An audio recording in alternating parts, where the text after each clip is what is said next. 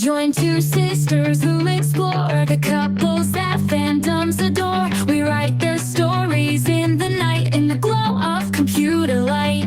Eyes connect, clothing flies, in our head canon love never dies. Sizzles that leave us pining, in deep forums we are mining. For this journey better strap in, because we all know that shit happens. Welcome to the podcast that explores the couples fans can't stop dreaming about from the pop culture you love.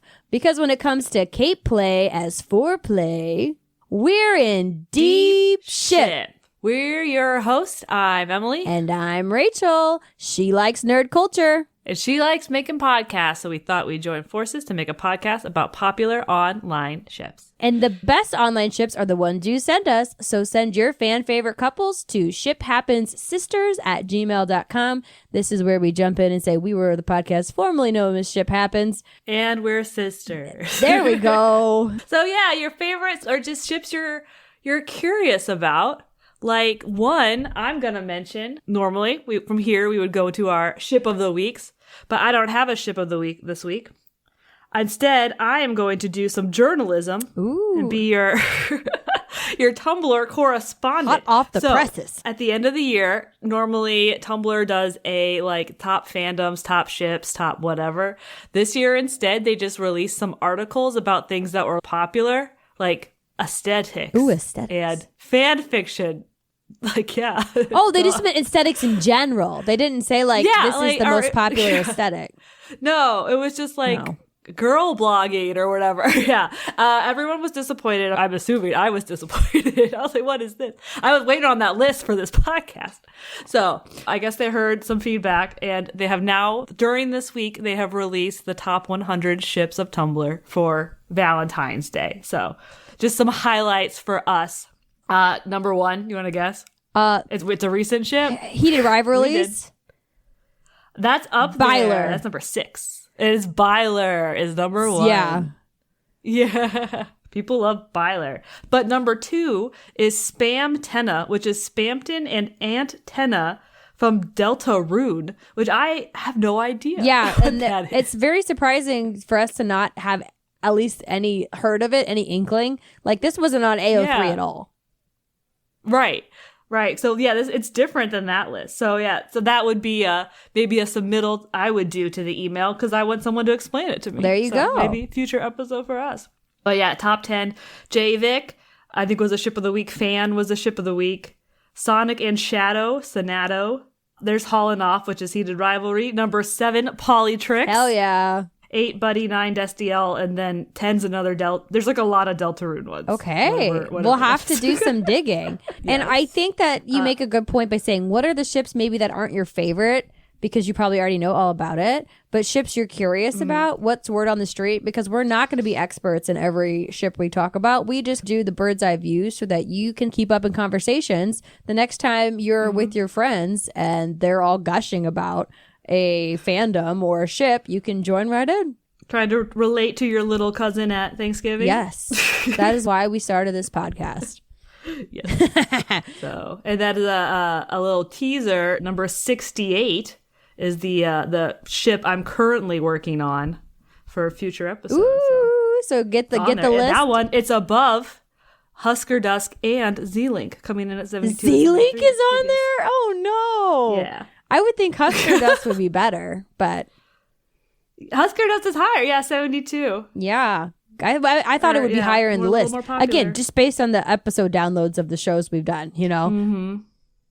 That one is one of our top 3 or 5, I believe. Byler is quickly coming for our number 1 downloaded episode, and it's only been out a month. Wow. People love it. Yes. They just want more and more. Okay, so that's exciting stuff. I feel like maybe we should, it's hard for us to keep up with a new ship every 2 weeks. So maybe we should have like a ship news or a ship of the week segment. Today, we're talking about the Phantom of the Opera. I don't know why I said it like that. Yeah, that's better. No, not even the song. Phantom of the Opera. which is most well known as a musical phenomenon. It's based on a novella that first appeared in a serialized story way back in 1910, but it was then adapted into a silent movie starring Lon Chaney Sr. in 1925 and is most famously retold in a life-changing, at least it was for my young self, Andrew Lloyd Webber musical that was first produced in 1986. But the most groundbreaking adaptation occurred in 1995, which is, of course, that of the Wishbone episode, Phantine at the Opera. I don't know if anybody remembers Wishbone. What's the story? A little dog that liked literature, 90s educational show. It was the bomb. And then the musical edition was famously adapted into a movie in 2004 featuring teenager Emmy Rossum and the age that Jesus was when he died, Gerald Jerry Butler. Gerald Butler. And that is, of course, he was 33 with his... Everyone knows that's 33. Guess who's turning 33 this year, the day after Easter? Ooh. I think I am Jesus. Are you going to last longer than it? Fingers crossed I do. Yeah. Oh, yeah. Do we see? Okay. Oh, sorry. That's aside. So that's what it's well known for outside of the movie and like another stage production. And then also a newer stage musical that came out. I'm not even going to dignify that with my air. All I'll say is Andrew Lloyd Webber should have listened to his cat. Do you know that story? Yes. Okay. Yeah, and we will talk about it later. Perfect. We will get to it. In the fan fiction section. I will talk about it. You won't dignify it, but I have thoughts. I read the Wikipedia. I read the book because that's how much of a nerd I am. Which we'll also, we'll talk about that in a second. So if you're not familiar with the Phantom of the Opera, the story centers around a young opera singer who stuns Paris with a supernatural singing ability. Where did she get these skills from? Is it a mysterious angel of music or an ominous opera ghost? The story centers around a pretty prominent love triangle between a younger sister. That's me. I want to be Christine. Yeah, you're just, it's me, actually. Oh, no. About a young singer, her tutor slash angel slash ghost, and a childhood friend turned society dandy who comes in to sweep her off her feet. And like to write a long story short, after many opera shenanigans, the story concludes with Christine having to choose between her lover and the teacher slash captor in a life or death decision for those involved. And in the novel, it's a life and death decision for everybody attending the opera that night. And I know this might not seem like a hard decision, but it's actually pretty contested. Fans are not really aligned with what Christine chose. And we will dig all into that. Some feedback that we've gotten on a negative review was that we're not knowledgeable enough about the topics that we cover. And so this might actually be the topic I am the most knowledgeable about in the world, honestly. And you would think that this would have made it an easy episode to research, write out, and record. You poor fool, don't make me laugh. I was deep in it again. I was deep in it, digging up the Behind the Mask documentary on YouTube, watching it twice. No, just kidding. I did want to watch it again. It's interesting. Anyways, so this is a fair way to talk about my experience with the Phantom of the Opera.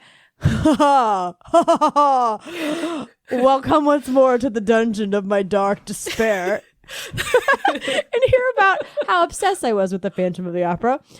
I literally remember the night I was introduced to it. We were driving back from probably family dinner at Casa Gallarda or some restaurant. And my dad just pops on like the best of Andrew Lloyd Webber Gold edition or something. I don't even know what it was. CD. Yeah. And I was cooked. Yeah. I just was like so obsessed with Andrew Lloyd Webber and the Phantom of the Opera from there. My parents had the original cast recording, and that was basically my life. I'd literally sit in the basement, play it on a little boombox, and I would just read along with the script that was there. And it's so bad to the day, like, I can just recite it along with like the music, like the cast recording. I can just like, blah, blah, blah, blah, blah, blah, blah. I'm like moving my mouth as it goes. I mean, like to 80% accuracy, probably, maybe 80 higher. Yeah. Like it had me hooked. I think I talked about this in one of our earlier episodes. I thought I was Christine Daae. Like many millennials waited for their Hogwarts letter. Like that was their thing. No, I waited for that 40-year-old man to come through my mirror and take me away from my Sort of family. whispered to you through the walls. Like, literally, I wanted that to happen. And trust me, this made that whole Elizabeth Smart debacle real confusing for 9-year-old me. I was like, what do you mean a man taking you away from your family is actually horrible and terrifying, traumatizing? I was like, that's love. That's romance in my book. Yeah. So revisiting this as an adult, yeah, some new levels revealed. The musical is a little bit like, the movie especially. But then I was like, I'm going to learn. Yeah, that's why I was like, the movie. I was like, was this in there? Like, did I just miss this? Always? Well, the context was a little different, I think, just because of the ages of all the actors. But yeah, well, it was, anyway, we'll get to it. We'll get we got discussions to have. I remember checking out the audiobook, and that was my first exposure, and it actually kicked off a series of me not being able to sleep for 3 nights that like live in infamy in our household. I was listening to that audiobook that night, and I got creeped out. Like, it kept me awake. I was like creeped out by it, and that's what started. But the book, it still holds power over me to this day. I would definitely admit that this is my bias, to steal a K-pop term that I learned. My bias. But I really like it. Like, I mean, like, I've listened to it again as an adult. I've read the paper copy, and then I just re-listened to it for this episode. Just in case you needed to keep score, I read the book, watched the movie, listened to the Broadway score, watched the behind-the-scenes documentary. Yeah, that's the research I did. And read a lot on Reddit because I wanted to. Yeah. And I read fan fiction because this is like the one thing I actually wanted to read the fan fiction about the most. But the book, I will say, I think other people don't like it as much as I do. But it felt really cool how he told the story. Like, I remember as a kid being like, is this real? And just the way that they explore the opera and they find all these different nooks and crannies and like the people who lived in the opera. It just all seemed very plausible to me. It was like a fantasy world, kind of. I don't know. It was cool. I listed out what I've done, my credentials for research, but I've also seen the musical like 5 times, including in London, the theater where it originated. Seen Love Never Dies, boo. Obviously watched the movie, read the books probably like 4 or 5 times by now. So like I said, this is probably the topic I'm the most knowledgeable on of any fandom. So buckle in, folks. We're already 20 minutes in. And that's just my experience. But you said you watched the movie. I wanted to get your thoughts on the movie before we dive into the actual story. So I did watch the movie. I listened to that same CD. We were both into Andrew Lloyd Webber. I didn't quite. Yeah, it didn't take up as much space in my brain. I've only seen the stage show, I think, twice, maybe. I did put my name in the raffle at work this month to see it again. But I guess I didn't. I know. Win. I thought about going to see it as part of the research, but I hear the touring company's really good. I don't want to go to New York, but if I was to go to New York, I would want to do that immersive thing. That would be awesome. There. I would probably either chuckle the whole time and like giggle, or I would cry. I'd either be like, hee hee, or I'd be like, I am Christine. Except if they, like, what do you mean immersive? By the way, like, do I get to be stolen through a window or a mirror, or am I just like watching it in different rooms? Yeah. For the research, I listened to a podcast where they talked about the book, and I watched the movie, and then I watched a like 20-minute YouTube video that came on after the movie about the making of the movie. Nice. Where the director calls Gerald Butler Jerry, which I thought was funny. What did I think about the movie? So it did bring back some memories. It's just so fun when you start and you're like the overtures, like literally I weep. And like I loved the chandelier rising and it goes from black and white to color. I was like, hell yeah, that's so cool. It's still so cool. I like that it's real sets and not just green screens. Yeah, I missed that. I liked that I thought everybody sounded good. I went in with low expectations because I was confused. And I thought Gerald Butler, I got him confused with Russell Crowe. Oh, no. And I was very disappointed with Russell Crowe in Les Mis. Yeah. So I thought it was the same guy, but it wasn't. So I thought he did fine. Emmy Rossum was good. There was like some memories coming back when Jerry starts whipping that cape around. I was like, I remember that. Yeah, it leaves an impression. That, and then when the candelabras rise out of the water, I was like, oh right. It's fun fact. They actually like filmed that in reverse. They sunk them down into the water. That's pretty clever. Yeah. But yeah, those are my impressions from the movie. And that the Phantom is a creep. Yes. The implications are different. When you're 17 and you're like, 17 is a grown up. When you're almost the age of Jesus Christ or Gerard Butler when he filmed the film, I was like, there's no way you could pay me to kiss a 17-year-old right now. Like, I would be like, no, hard no. Honestly, is there not a good singer that's 22? Like 23? Anyways, we'll get into that. But I will say, I remember when we saw it and I remember being underwhelmed because you're never going to make me happy. I was a diehard fan, you know? It was never going to be Sarah Brightman and Michael Crawford and the guy who played Raoul, whoever that man is. But watching it again is like when you put that aside and like the obvious line errors that were different from the book that I had,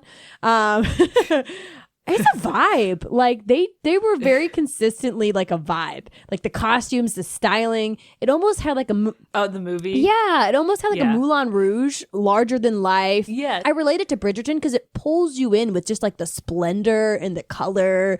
Well, and then there's some like aspects of like magical realism, right? When they're singing and they're walking to the dungeon and like the candelabras are hands, like actual arms, and they're like moving. But then when Meg steps into it, it's all gross. So it's like the music is magic. Yeah. Like when they're singing. And it was way more like gothic. And I think I didn't have that understanding of like what gothic was like as a teen. But now, yeah, it's like, oh, I get it. Like when Raoul hops on that horse. And I'm like, oh, okay, I get what they're going for. Oh my gosh. It's very over the top gothic. Over the top. Romance vibes. And I was going to say, because I never noticed it as a kid, but watching Christine, and I put a screen grab into our notes, as she's walking through the graveyard, I was like, some of these statues are ginormous, larger than anything that has any business in a like Victorian or early whatever era that is graveyard. They look like they belong in Middle Earth. But I liked it. That made it fun, even though there had its weaknesses outside of the narrative. Like there's several continuity ones, like her veil is on, it's off, it's on, it's off, it's on. Like I don't notice that kind of shit. I'm not nitpicky. Like I'm not Byler level of aware of these things. This one I was like, guys.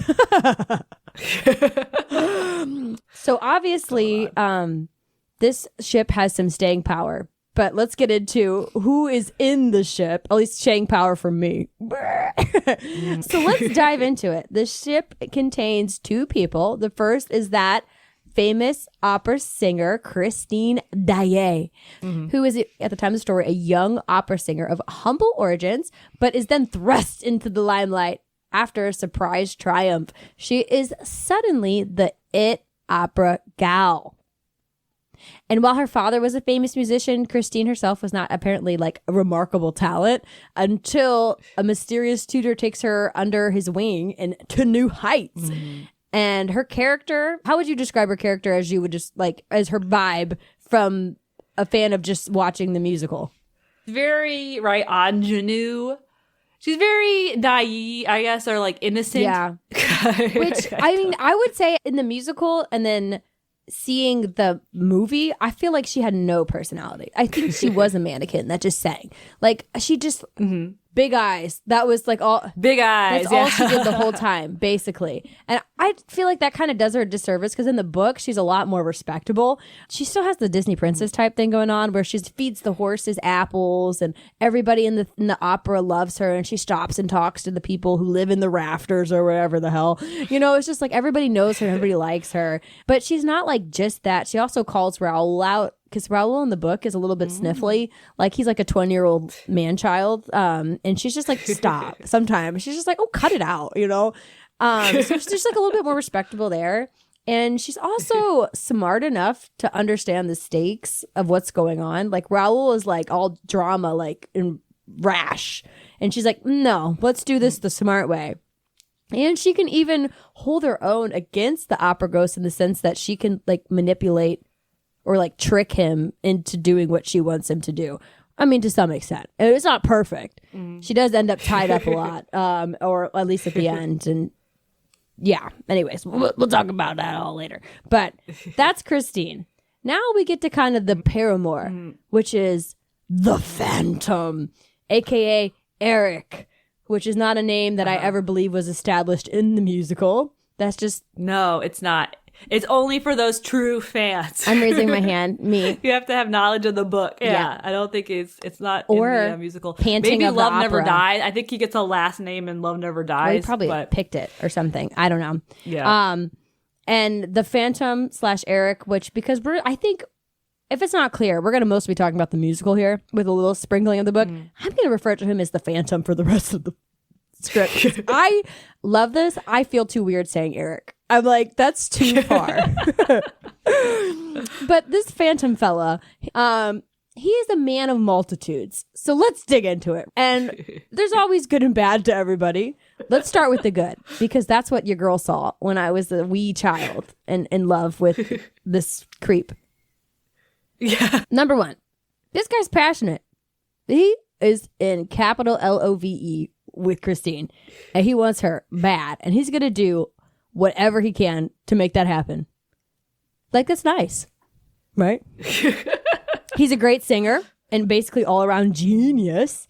He's a master illusionist, architect, and actually invented ventriloquism. By the way, he can also work some magic with an envelope and a paperclip. Lots of excitement about notes. Yes. And in the book, there's a whole chapter about an envelope. Outside of it throwing his voice anywhere and everywhere, he has flair and he's got style. I mean, he's got an aesthetic, to borrow a word from Tumblr. He can rock a cape and he knows what to do with it. Flip flap, flip flap. In the sword fight He scene. is cool, right? Because like that's the whole the iconography of the show is that mask. So that's like iconic. It is. It's the mask and then the cape, and I think he has a hat. And then when he shows up for the masquerade as like The he's Mask the of Red Mask of Red Death. yeah. He's cool. Yeah, He is. He has He is style. stylish. he's got a brand. Right. He's got a good team behind him. Yeah. He is a genius after all. And he's also very loyal. He will go to the ends of the earth for Christine, and he won't let any woman stand in between him and her, even in the slightest. Sorry, Meg. That's a Love Never Dies reference. Oh, Boo. yeah. Well, yeah. And as you mentioned, he wears a mask, and that's hot. Yeah. I don't make the rules. I just report them. And on that same line, yeah, if this is your thing, it's not mine because I'm old and a curmudgeon now, but it's kind of got like a hot teacher student vibes, and like people like that, you know? It's a trope for a reason. Doesn't sit as well with me in this day and age, but most importantly, he's tortured and mysterious. He has a pretty bummer of a backstory of being so ugly that his mom didn't love him and wouldn't give him a kiss and wouldn't, just threw a mask at him and said, get on with your life. Or if you listen to the musical, he was at a circus or something. Yes. We love a sad man. We love a tragic backstory. And this backstory is doing a lot of work to make him even like a little sympathetic. Right. Yeah. It's that and the music and the singing, I think, are kind of what's. Yeah. And the flair and the Right. style. He's a man of multitudes. That's why we're doing the pros and cons. Yep. But he does do a lot of bad things, as you mentioned. Yeah. So I like to people summarize that he became the monster people thought he was. And that is a good transition into the cons. Because first and foremost, he is a murderer.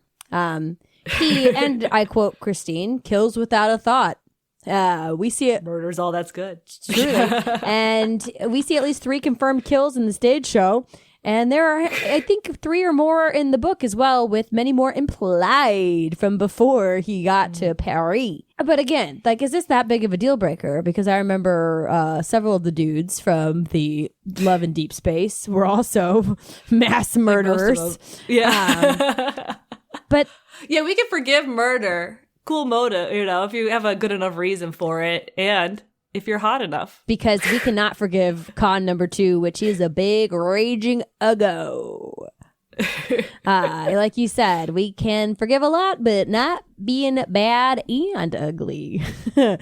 Check out Quasimodo. So in the stage show, his deformity, right, is depicted as like this kind of scar or disfigure that covers about half his face.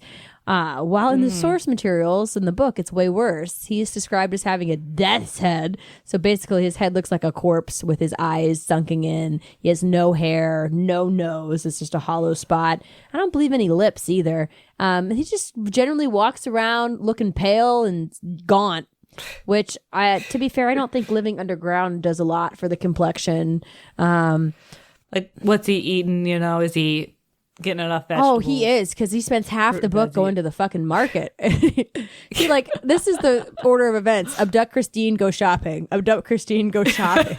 He's always running errands, which, I mean, honestly, put that in the plus.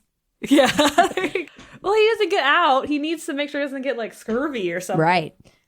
Right. But I think worse than how he looks, requiring a mask to either cover up his disfigurement or his entire ghost face, he apparently also smells like a dead person. So that's not pretty good. Ooh. Yeah, I don't think I'd want that. Okay, con number 3, back to the murderer. Can I say it again? Because as Christine says at the end of the musical, this haunted face has no horror for me now. It's in your soul that the true distortion lies. So murderer, ugly, Bird. yeah, bad. He's a bad. And then his biggest offense, there's no Riz. Okay, we talked about his style. He has Riz, right? But he's also a huge simp and a nerd. And before you scream at me, folks, in the novel, this guy is either shouting at Christine or crying at her feet. That's just exhausting. And even in the musical, after this mysterious siren of a man leads her down to his goth dungeon home, what does she find? A lifelike mannequin of herself in a wedding dress. Wait, do you hear that? That is the sound of every vagina slamming closed around the world. That's how I was just as an adult, wow, what a creep. Yeah, that's so bad that even Gerard Butler can't get out of it. Yeah. And okay, so this is what the working... It's just so weird. It's so weird. The working theory is that she was just so caught up in the magic that she saw a regular mannequin as herself. Which there is some credence to that, because in the closing sequence, when he takes her back down there, it's just a regular mannequin. But in that music of the night sequence, after she faints, it's still her. So maybe he was like, oh, bud, I got to walk that back. And so he threw out his real doll version of her and got a regular mannequin. Because, I mean, finding that your potential love interest has a literal real doll thing of you, that's worse than what's behind the mask. 10 times. And okay, because of all the reasons as mentioned before, being a major uggo, just killing a lot and not being able to really manage his levels of attraction and insanity. Dude is a certified virgin. I mean, quite literally, because he sings, "The fate which condemns me to wallow in blood has also denied me the joys of the flesh," which could mean that he has just never had the opportunity, or, as some people interpret it, he doesn't have working genitals, which also takes a lot of the sexy out of it, because you're just kind of or does it add more sexy, to be honest? Romantic goth boyfriend with no expectations? What? Maybe. Yeah, so because now as an adult, point of no return, I'm like, all right, that's sexy. The whole song's about sex. Oh, literally. But yeah, then when he gets her into his dungeon, what's his plan? Does he know? No. Yeah. What comes next? Okay, so in the documentary Behind the Mask, there's they talk to the choreographer for some reason, and out of nowhere they just have this snippet where she's like, there's this scene where Erik goes back, or the Phantom goes back on the grate, and Christine brushes against him. And I always imagined, why are you imagining? Also, why is your imagination being included in the documentary? But she goes, I always imagined that he got an erection and Christine felt it, and it was her first time ever feeling something like that. And I was like, why is this? What? Thanks for sharing your fanfic. Why is this in a documentary? Anyway, so it's just the sexuality is a big part of the thing here. There is also a con that you didn't mention. So are we going to talk about the grooming that's happening? He's been whispering to her since she came to the opera house. And in the musical, Madame Giry states that was at 7. Her whole life? This is the part we're watching it. Like, yeah, you let me know if I misunderstood this. Because this is watching the movie. I was just like, wait, what? What? Wait, really? That factoid slipped by me, but in the book, it's been 3 months by the time Raoul gets there, and she's 20 at the time. Right, she came to the opera house at 7. I think maybe she was telling Meg she's been, like, talking to the opera ghost since then, like, because it was her dad or whatever. So I was like, maybe he, like, snuck in there later and was like, actually, I'm the ghost, or, you know, like, she was. Yeah, the book it is definitely like after the fact, because I don't know if her dad died when she was 7. In the book, her mom died when she was 9, and then she traveled around with her dad until they were like, she was much older. Yeah. Because the 7-year-old thing makes Raoul's backstory also confusing. Because they're like, we were childhood sweethearts at 6. That's not. Yeah, because that's you don't very remember different. each other. Mm-hmm. I don't remember hearing anything about 7. I thought Madame Geary said that. But either way, he's still whispering at her through the walls and really exploiting her grief around her dead dad. Yeah, he's not a good guy, as we established. No. Yeah, he is creepy, and we will definitely get back into that. So let's talk about why people get so into Phantine. Where does the ship come from? By the time we enter the musical, the Phantom has already decided that he is in love with Christine. And despite her having another lover, who she remains loyal to and will constantly say that she's in love, plays engaged with, all this stuff, she just can't shake this other guy, man. Like, she keeps falling back to him. Also, when really early in the show, I think halfway through the first act, he sings her what I consider to be a height of romance song, The Music of the Night. And it is very romantic and very alluring. And in, I believe, the stage show, definitely in the movie, there's like this scene where he stands behind her and he like touches her face and his hands are like moving down and there is a boob graze. My teenage self clocked that. I was like, ooh. And also, she was into it. Like that, where does the ship come from? She was into it in that moment. And she also keeps going back to him, like, because she either feels sorry for him and she's like trying to convince everyone and herself that she doesn't love him, but there's some deeper attraction going on that she does not quite articulate that we see throughout the musical, like, kind of culminating in the end of the point of no return. It's just a little bit different in the book. There's not any sexual tension, but she has, like, not pity, but kind of. She just feels bad for him enough. And throughout the book, she consistently say that she doesn't hate him. So there's that. Like, as you talked about, point of no return in the second act, there's a whole song about how they would have sex together. And Christine also is living it up there too. She's not like just going through the motions. She is in it. And she has to know it's him. Oh, right? she knows early on. Yeah, like, because he does a murder, swaps out with the person who's meant to be singing. It's clearly not him. It's like, clearly he's a whole other guy. And also, I was like, they're all waiting to take a shot or whatever. They're like, set up a whole trap for him. I'm like, you can shoot him right now. Well, he's right there. Everyone should know he's right there. They were all enthralled with his music, his whole step music. And they like play this up as like Christine is also feeling what the character is feeling as she sings about like wanting to go past the point of no return. And it's kind of that classic pull of like being attracted to someone who you know is not good for you. But that like the chemistry is just undeniable and like so spicy.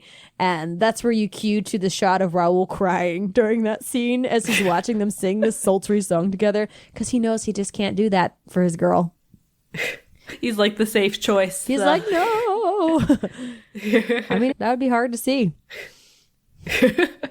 But it's okay, so more than it's not like a flame of this like sexual tension there. There's also like really romantic moments, maybe more so just on the Phantom's part. They're like unidirectional. But like him really direct. Yeah, lamenting. There's a lot of lamenting. But after they sing the spicy song, it actually is very tender and sweet, where he reprises the love song that she sang to her real boyfriend. And it's just so moving. That he was lurking for. Yeah, he was lurking in the background watching. Hiding by the statue. Yeah. And the yearning is just so good. And you're just like, just go with him. Give him a shot. And they also kiss, right? Like that's pretty important. At the end, to earn her freedom, she kisses the Phantom to show them that he's not alone. And it's actually this act of mercy and like compassion, or seeing him as a human, is what inspires him to eventually free her and her lover boy. So she kisses him, and then he's like, okay, you're good to go. But it's in the moment people are like, he realizes, he kind of sees the wrong of his ways. Yeah. He sees true love because she was willing to give up her life to set Raoul free. But then also she says, like, the face isn't the problem, it's your soul that's the problem. But I'm gonna smooch you anyway. You can like get past that, like to show you that, then I'll kiss you. And then he's like, oh man.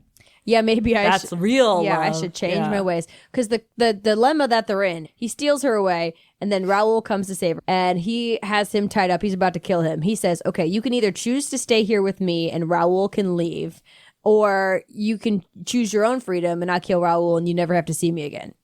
In the book, it's slightly different. Let's either stay here and marry me and life will go on, or if you choose no, I'm going to blow up the whole opera house. Like, that's the difference. Those grasshoppers jump jolly high. I think the musical had it a little bit more refined to be a little bit more poignant. But anyways, they kiss. That's enough. That's enough for ship fodder right there. And so the fans who see these two will cite like that underlying attraction and sexual desire throughout the musical, and the kiss at the end as maybe a reason why she either visited him at some point prior to the ending, or maybe cut out on Raoul and returned to him. So that's kind of like some of the major themes that you see when you get to the fan fiction. But there's no denying that people love it. And it's the dominating ship from the musical, even though she runs off with her Prince Charming in the end. So why? We can see where it comes from, but why is it so impactful, right? Well, obviously, it's the tale as old as time. Dark, brooding, and sad. Why do we women love this in fiction? I don't know. But it's like every few episodes, it's a repeat of the same story. Bad boy with sad story. Yep. Need I say more? Yeah. But also, the Phantom isn't like your typical anti-hero. He's more than that. He's your sexy goth boyfriend. It's not just like he's sitting in a bar drinking himself to death. He's like down in the dungeon with a cape and roses, and he's creating art. He has that passion. Yeah, and he's smart. A hobby. Yeah, and he's sensitive. He's not just in like a shithole apartment, you know. He is in his meticulously curated lair that has romantic and like gothic decorations. I mean, any man who has more than a bare minimum of decorated home is like attractive, right? Because it shows he's got some like personal taste and ideas. The Phantom has a fucking swan bed. Like, how is that not going to make any romantical, whimsical girl swoon? Come on. Also, do we not all just want to be chosen? Like, yeah. Come on. This guy went after Christine so hard, he was murdering people to get to her. And don't call me a pick-me, because men and women want to be chosen. Everybody wants to be chosen. And not even just for romance, right? Because she was like a ballet dancer. She's just one of the chorus line. And he chooses her to teach her to sing, too. He like sees the talent in her. And then elevates that, and then like falls in love with that in the process. Because her, you know, she's his voice. Yes. And I always kind of wondered that, because everybody makes a big deal about her not being that good before. So I was like, did she always have this innate ability? Or right, I would think, because singing is a talent. You're kind of good at it anyway. And then yeah. But how much training? How does that make you better? That much? I don't know. I can't sing. Yeah, I was like, how much was him just being like, oh, victim that I can prey on? Like, let me bestow this magic stuff on her that can help her get better, that maybe he could have gave to anybody? I don't know. Yeah. Some grieving child I can manipulate. Right. Yeah. So it's just like chicken or egg. But along those same lines, she's kind of a ready-made victim. But he's also an underdog. And who doesn't love an underdog story, right? The Phantom is the dark horse. Literally. We kind of all want to root for the dorky genius to get the girl.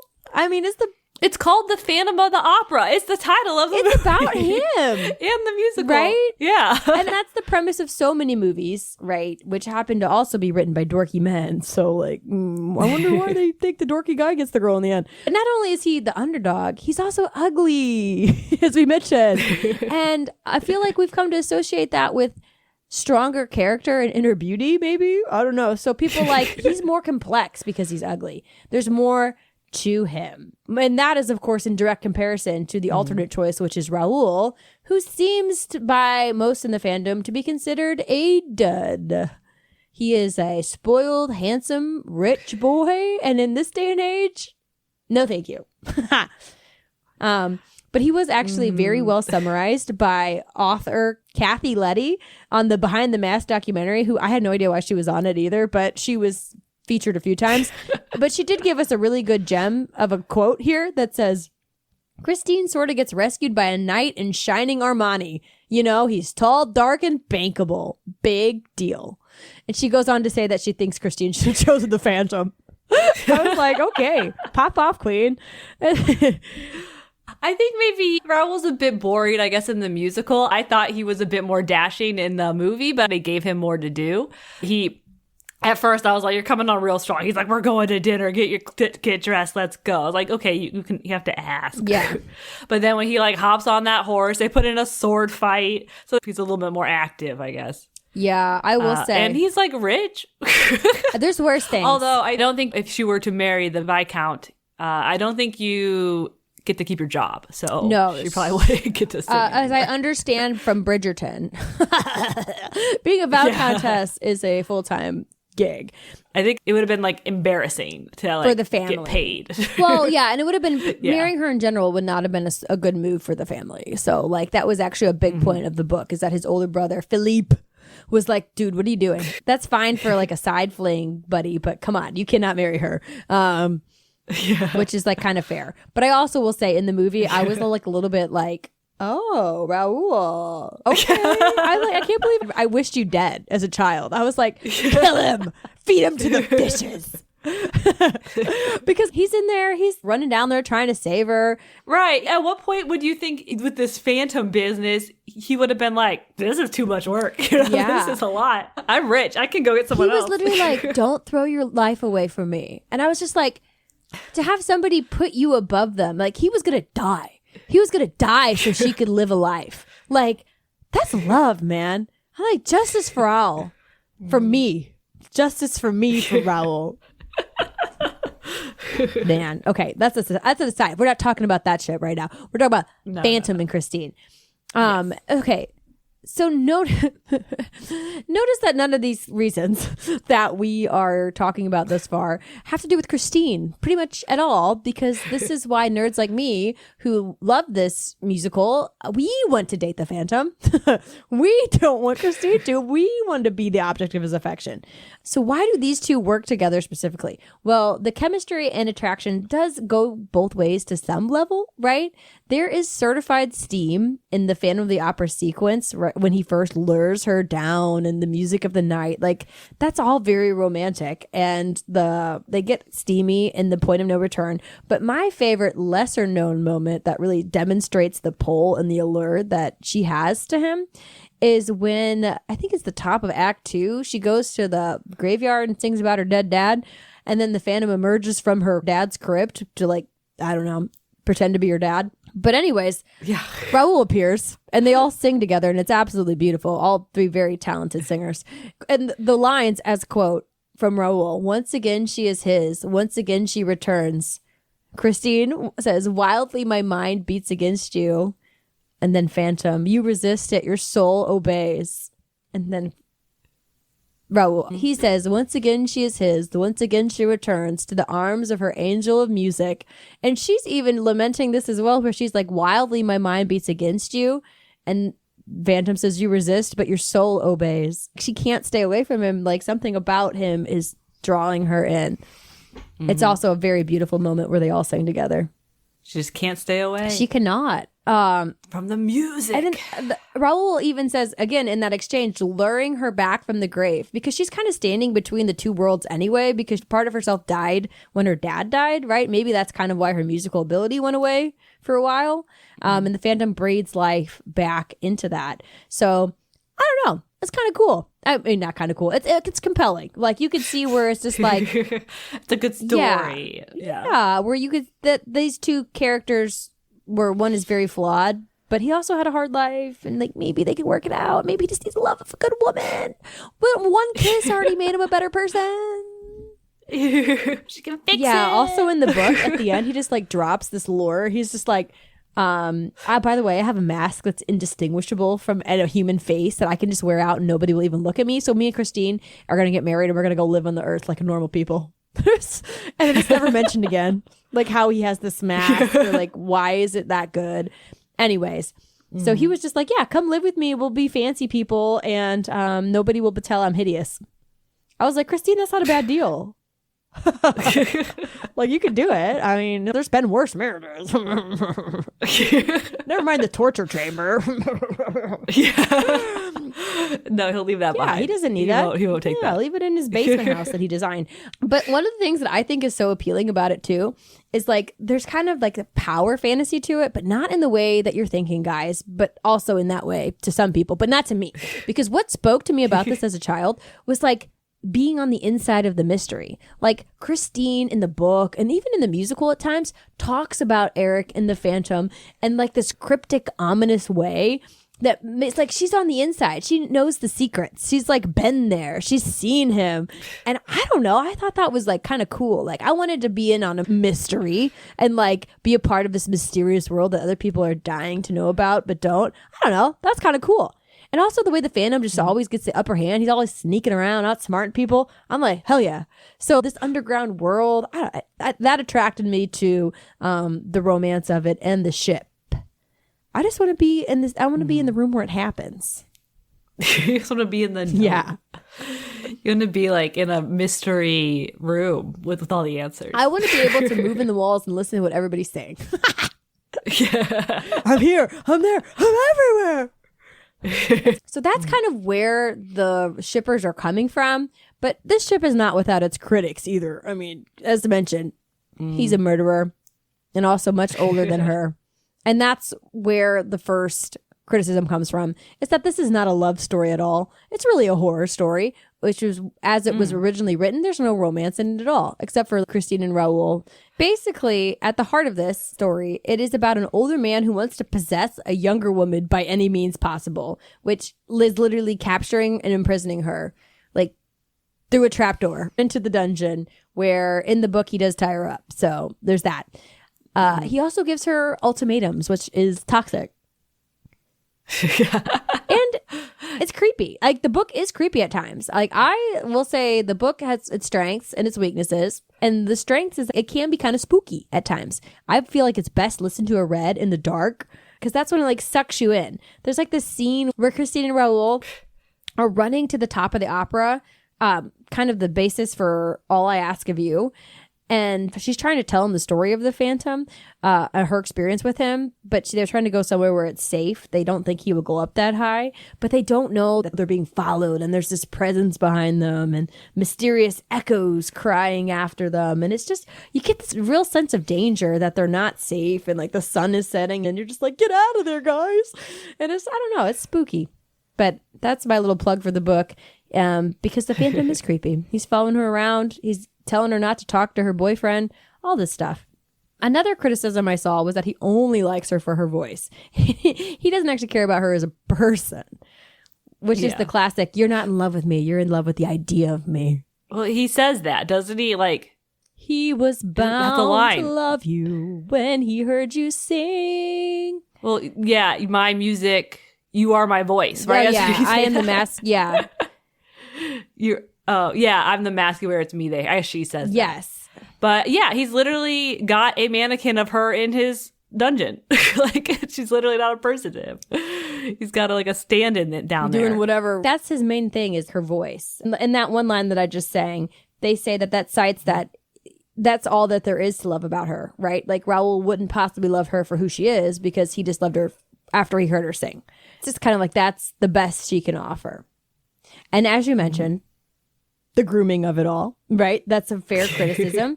And to be honest, this kind of worked back in the 90s and the early 2000s, but we've moved on as a society, thankfully. And I think especially in this day and age is not so liked.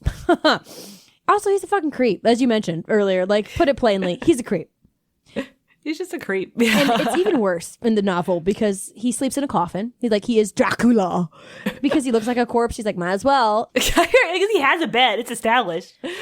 He has a real bed. I guess that's in the musical. Yeah, not in the book, he sleeps in the coffin. Christine has a bed. And he also has his mom's furniture. It's so many details are just, why did we need to know that? But he also owns a torture chamber as well as his mom's furniture that he got somehow.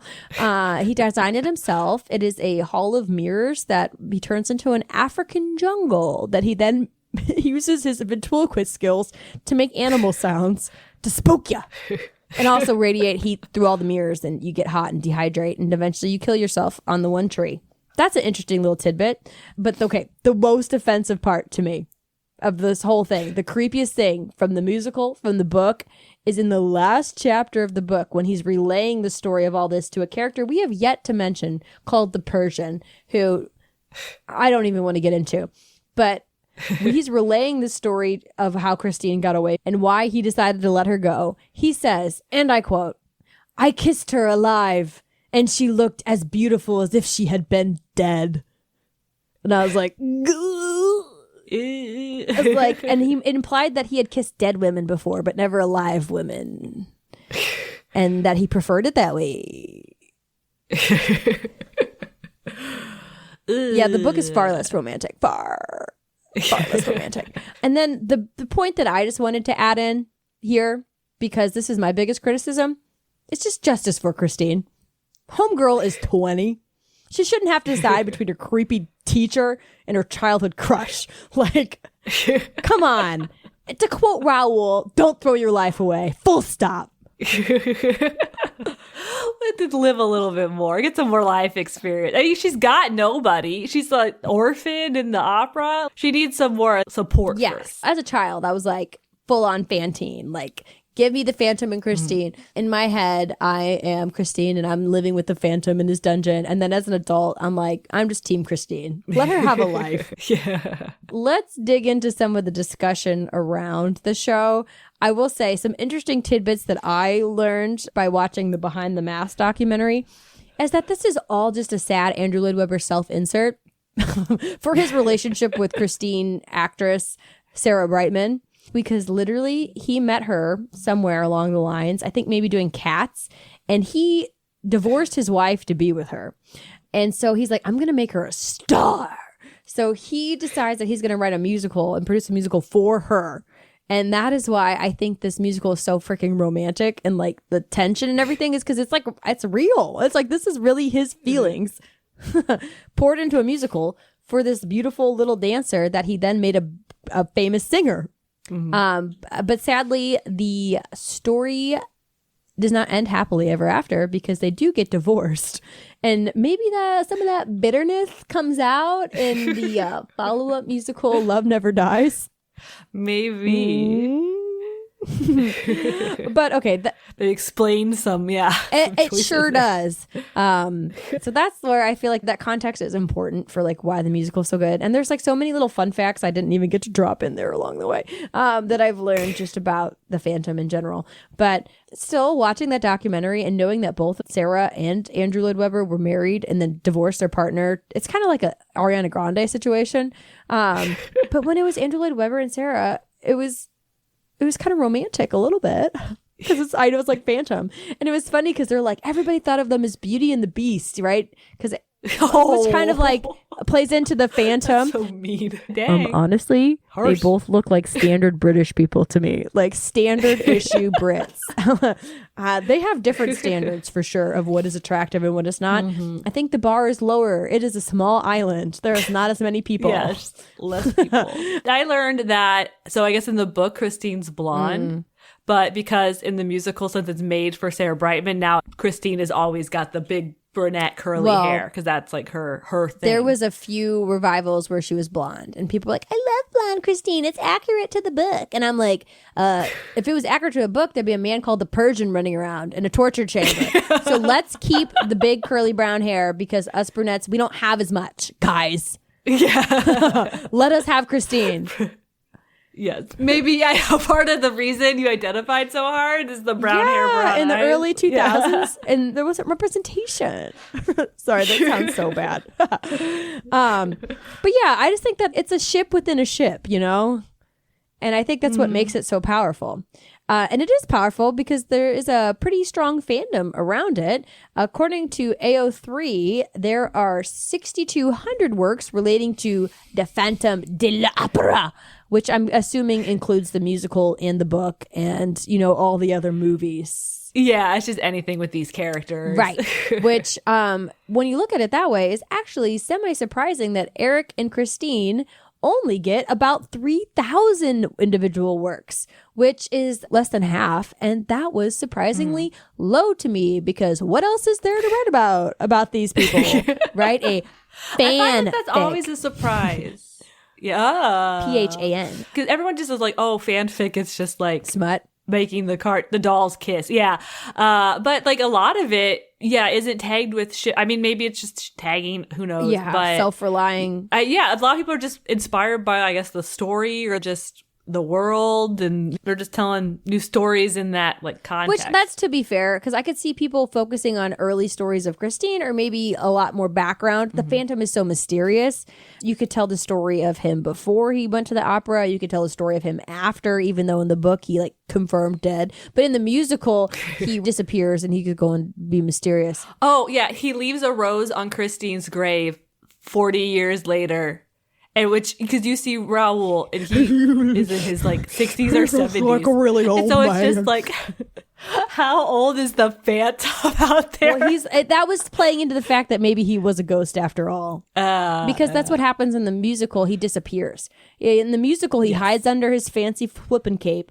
And then Meg creeps in for some reason. When you're having a mob going to like inflict vigilante justice, you're going to send the tiny ballet dancer down first. Like, that's just, come on.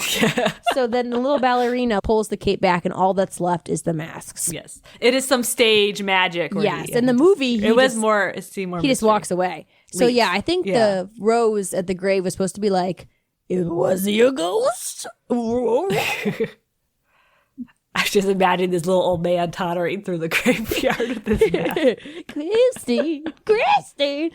I like that they had the actual Raoul actor dress up in old man makeup because it was hilarious and look surprised. Yeah, all that those bits are maybe not necessary. Yeah. They're like, we just have to add our own flair, you know, in an original song that nobody cares about.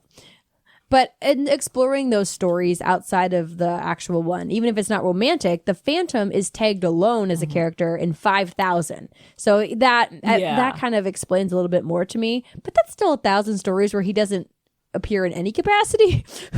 Yeah, maybe that's just bad tagging her. I was wondering how much of this it's not Erik and Christine because people, right, they ship themselves with Erik. That's fair. They're like, it's just about Erik. Cool teenager enters the opera. Ooh, yeah, Erik and OC. Yes. I should have looked at that. But there were about 1,000 Christine Raouls, which I was like, okay, so maybe it's like their story after. Maybe again, it's telling their when they met as they were young people. We've seen fans like that kind of childhood sweetheartness.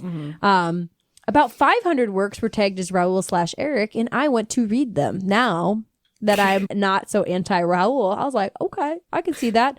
And there's 137 that were all three together, polycule. Right. I was like, why not all three? I mean, honestly, there should be more. I guess you could do Raoul. You could do Christine/Phantom and then Christine/Raoul. She's like dating them both, but I guess all three means that they're like all three together. Romantically, or like before and after, she's with Raoul and then she changes her mind. I think some of these tags the works are overlapping because they are tagged, all of them. When you're relying on the people to self-tag, you run into some issues, but I think it gives you at least an idea. Yeah, it gives you the idea which ones are more popular. Now that leads us to the most infamous fanfic of them all, and that is Love Never Dies. Yeah, the musical based on a book that was created specifically as like a sequel to the musical. Yeah, not Andrew the book. Lloyd Webber had his. Yeah, no, because it was he created Andrew Lloyd Webber and like an author were like, what could happen next if we want to make another musical? And then that guy published it into a book, and then they did another musical, which Lloyd Webber stated as, "I don't regard this as a sequel. It's a standalone piece." He later clarified, "Clearly it is a sequel." But I really do not believe that you have to have seen the Phantom of the Opera to understand Love Never Dies. And then I thought, after reading that, is you don't really need 3 brain cells to understand Love Never Dies. Or maybe you only need 3 to understand it, because I thought it was dumb as fuck. They're just like, let's take these characters and change them completely. Yeah. And invent circumstances where Christine creeps down to the basement and has sex with the Phantom at some point. Right. I wanted to include it because it's clearly like a pro-Phantom Phantine vehicle. So this musical, it opened in 2010 and then closed pretty quickly for intense rewrites and then reopened and received mostly negative reviews. So it seems like, most people agree with Rachel here on the show. And it is, very pro-Phantine. So the plot has Christine and Erik hooking up, or Christine and the Phantom hooking up post events of the show, which leads to a child being born. Christine then chooses the Phantom in the end after the character assassination of Raoul. Maybe that's where I started liking him, like being more softer to him, because they just turned him into an ass for no reason. He was like a drunk and a gambler, and it was just like, why? Just to make him look bad so that Christine can be like, oh, the Phantom. Yeah, I made a mistake. I should have went with the weird loser in who the kills basement. people. Whoa. Yeah, and then I think he has to like slink away with his tail between his legs after being like demasculated by the Phantom. Yeah, I don't know. I read the Wikipedia. It seemed pretty rough. And then even the Gearys, Madame Geary and May Geary, catch strays like Christine. I seemed mean to them too. I was like, all of a sudden, doing this to them? Meg, These weird, who was like a prima ballerina or whatever, like is suddenly relegated to being a sideshow attraction at Coney Island. Right, who's prostituting herself for the Phantom, who doesn't give 2 shits about because she her. loves him, because nobody loved him in all his life, and now 2 women love him all of a sudden. Huh. Yeah, I was like, anyway, I read Wikipedia. Overall, it seems very bad. And then also it's on Coney Island, which is a choice. Yes. I read the book when I heard the musical was coming out, and I was very disappointed in the book. I was like, this is absolutely trash. And then the musical I happened to see because our friend worked at the theater, so we got free tickets. And I will say it was a spectacle. It was an enjoyable show to watch if you just didn't care about the characters, but I cared about the characters, so it like deeply offended me. And in the end, Christine dies, which it all reads like a divorced man's revenge fantasy, which kind of is exactly what it was. You chose wrong, and now You'll always regret not choosing me, Sarah. I mean, Christine. Yeah. Anyway, so and he was, I guess, working on this, and then his cat jumped up on the keyboard, deleting the entire score, which is why the cat had good taste. But he, I guess, got it back together. I would just rage quit. I feel like he missed a deadline, and it was just kind of like, oh, the cat did it. I don't know. My cat loves to hop on keyboards. That is true. So. My cat is systematically breaking not the same kind of keyboard, my husband's keyboard. It's one of those things that should have stayed dead. Important. Okay, so this is the portion of the show where we get into our one true pairing score with our new system. You can take it along with us. There's a link in the show notes, and let's see where Phantine ranks in our OTP score database, because what's more romantic than databases? Okay, let's dig into it. Do we see it? Yes. Of course. Do we want to see more? Yes. Can't get enough. Swoon I said factor. I check out a fic or two. Swoon factor. Yeah, this is going to be different, I think, for us. Yes. Swoon factor. I'm going to say romance for the ages, because this story has lasted a century. Yeah, love of a lifetime. It's all about just a fling, no romance. I mean, it's kind of romantic. I don't know.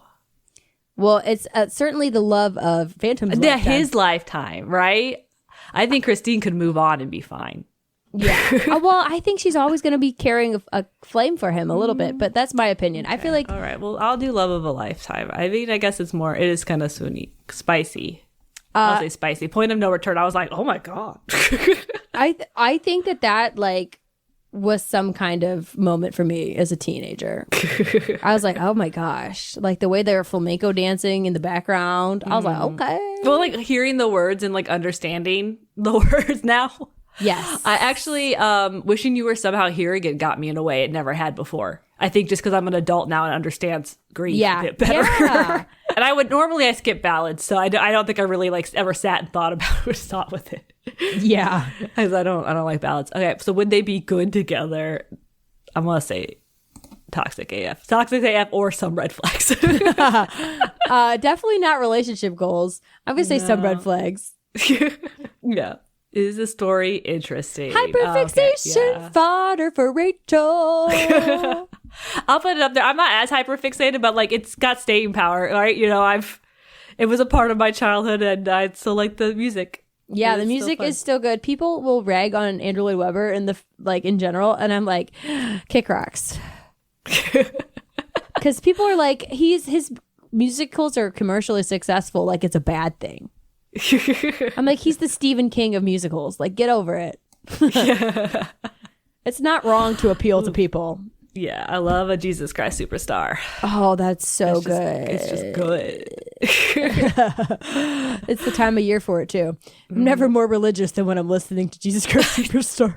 I got it in my like YouTube music Wrapped of like top albums. It was on there because I just listened to it on Easter. Yeah. I was like, I don't listen to it all the time. I just sat on one Easter driving to your house. I listened to the soundtrack of Jesus Christ Superstar.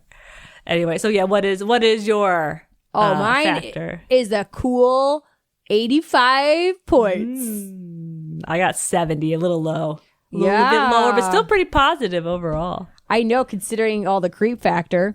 Yeah. The romantic nature of just the story itself is enough to make up for a lot of the bad. I mean, that's why we like it so much, because why Phantom was considered, as they said in the documentary I watched, sex on legs, which was a saying they used more than once, and it must just be a British thing, because I'd never heard it before.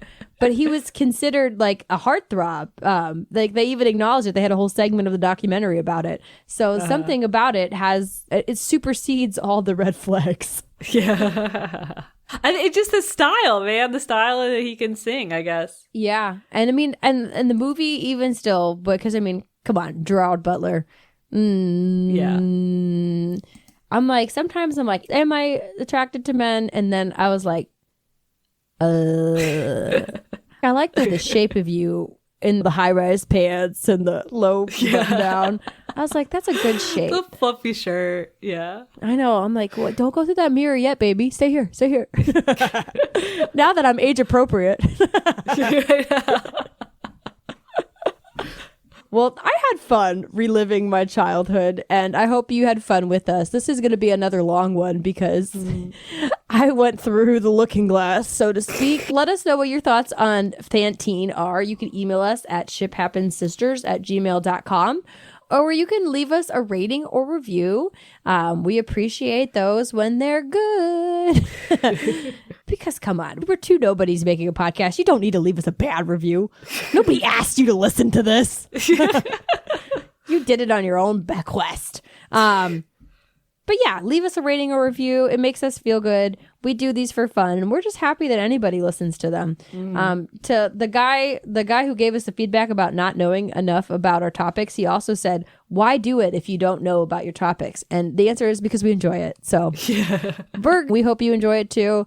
And the people who do enjoy it will find us, and we'll make our own little weird group together. That's all you can do. You can bet that we'll be back here in 2 weeks with another fan favorite ship. Or just what we want to talk about. Because you know we're in deep ship. Dun, dun, dun, dun, dun, dun. That's all we can legally use.